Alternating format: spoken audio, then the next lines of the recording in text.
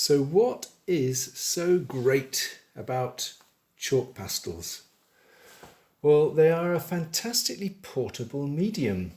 You can draw very quickly in colour out in the landscape and capture fantastic effects very, very quickly.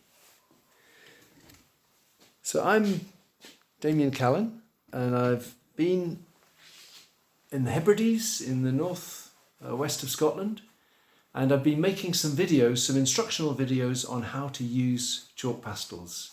Some of the examples are here, and in these videos I'll talk to you about the medium, introduce you to some of the basics of different types of soft chalk pastels, lovely thick sticks like this, finer, smaller examples as well, working with charcoal as part of the process, using fixative along the way as well. And there are 5 videos, and each of them comes with clear handouts, which you can't read because this is back to front, in which I go through step-by-step exercises in how you can use this medium to produce your own vibrant and exciting landscape pastel paintings.